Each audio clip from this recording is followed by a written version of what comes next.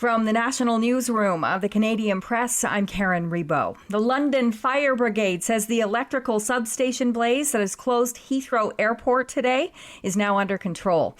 One of the world's busiest airports for international travel is closed for the entire day after the fire knocked out its power, disrupting flights for hundreds of thousands of passengers. Flights have been diverted to Gatwick Airport, as well as airports in France and Ireland. Heathrow expects significant disruptions for days. Power has been knocked out to thousands of area homes and businesses in West London as well. Aviation consultant John Strickland compares this disruption to a contained version of 9/11, or to an extent, the Icelandic volcanic eruption that shut European airspace in 2010.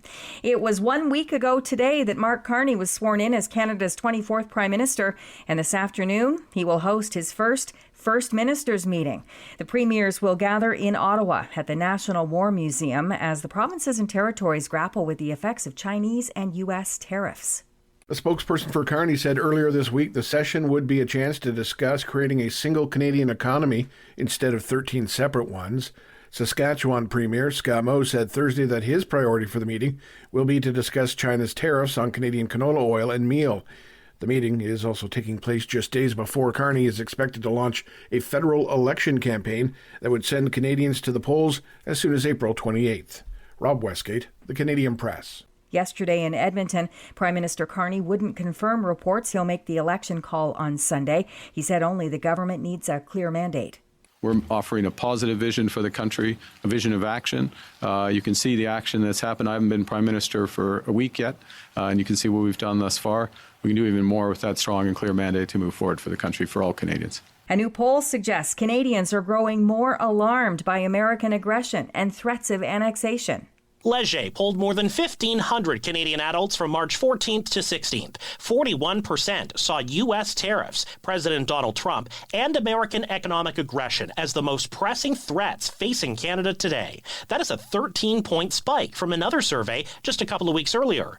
The poll suggests an even split between men and women, but older Canadians seem to be much more worried about Washington than younger respondents. Jason White, The Canadian Press. Hudson's Bay is expected to be back in court today as it continues to seek permission to liquidate all of its stores as part of its creditor protection case.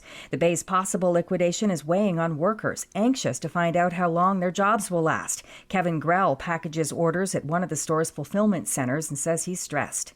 Everybody's concerned, everybody's scared, everybody is uncertain what the future holds. People have bills to pay, people have mortgages. They don't know what to do. It's just hard. A lot of people are sad in there. This is the Canadian Press. In sports, in soccer, Canada was beaten 2-0 by Mexico in the CONCACAF Nations League semifinal Thursday night in California. Canada coach Jesse Marsh says his players did a lot of good things despite the loss. They really want to lift a trophy for the country. They believe strongly in the team that they're becoming. So, it was like a knife in the heart. Canada will face the U.S. in Sunday's third-place game.